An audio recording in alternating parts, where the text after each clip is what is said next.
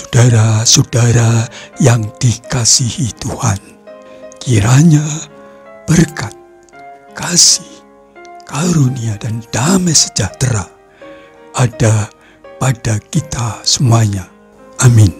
Saudara-saudara yang dikasihi Tuhan, hari ini bagi umat Nasrani diperingati sebagai hari Paskah, hari yang besar lebih dari hari Natal kelahiran Yesus. Dan hari Paskah selalu jatuh hari Minggu, sehingga bagi awam bukan Kristiani dianggap sama dengan hari Minggu biasa. Selain itu, ada tradisi dari Barat yang menyambut Natal dengan meriah, bahkan cenderung kepada pesta dan bisnis. Lalu tradisi ini sampai ke negara-negara lain, sehingga Paskah kurang dimeriahkan. Paskah, saudara-saudara terkasih, kenapa Paskah begitu mempunyai makna besar?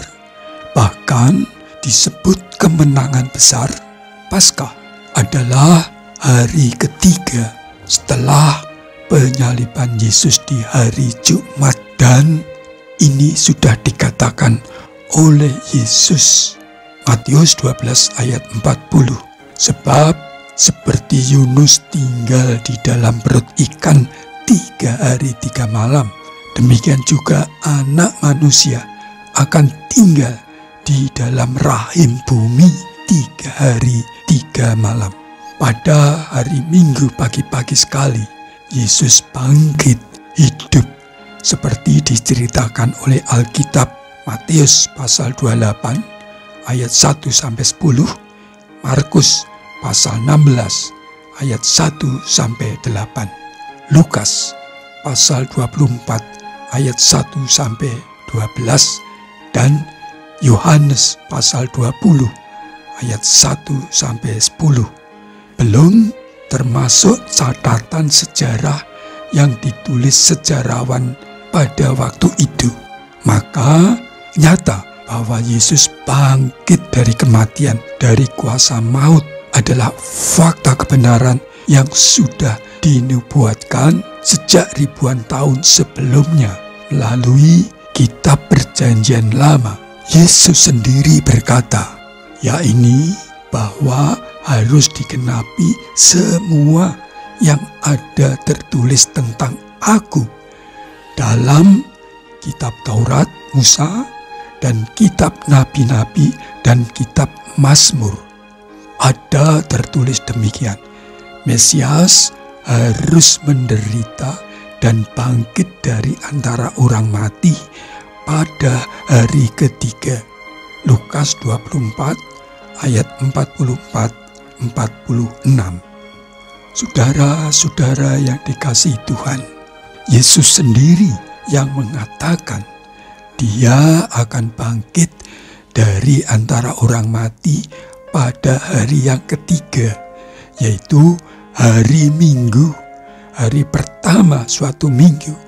Bahkan sudah ribuan tahun dinubuatkan oleh Musa, oleh nabi-nabi dan penulis Mazmur, yang ditulis sebagian besar oleh Daud.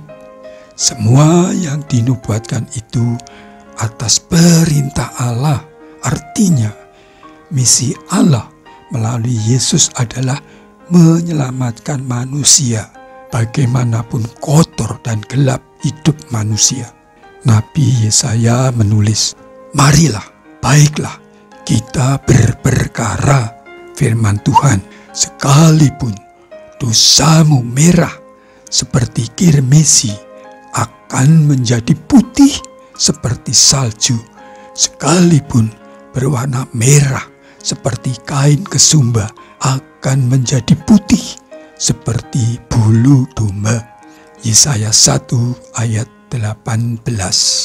Ya, hanya melalui Yesus Kristus, manusia yang berlumuran dosa seperti darah merah, seperti kain kesumba, akan diputihkan seperti salju, seperti bulu domba yang putih. Suatu simbol pensucian dosa manusia diselamatkan dengan cara Yesus dikorbankan sebagai penebus dosa melalui kematian penuh kutuk di kayu salib.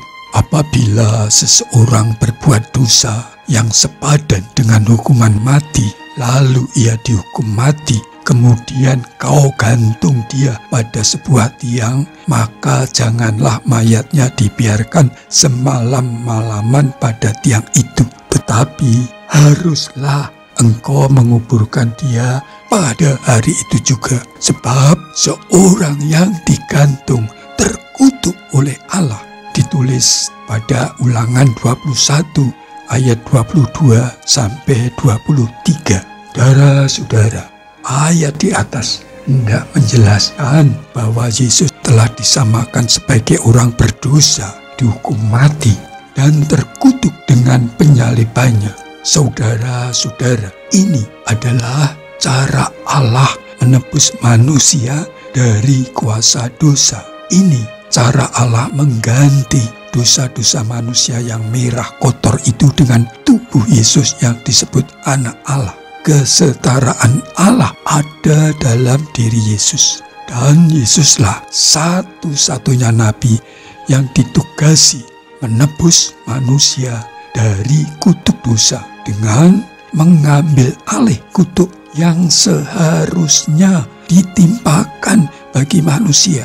Upah dosa adalah maut atau kematian kekal. Ditulis dalam kitab Roma 6 ayat 23. Dosa itu telah dihapus dengan darah Yesus di kayu salib. Dosa itu sudah dikalahkan oleh Yesus, dan Yesus unggul, menang dengan bukti bangkit dari kematian pada hari ketiga, hari Paskah. Dan setelah 40 hari, Yesus kemudian naik ke surga, membawa kemenangan bagi manusia yang percaya kepadanya, dan akan dijemput pada akhir zaman, hari kiamat. Percaya atau tidak, Paskah itu kemenangan atas maut bagi orang-orang yang percaya padanya.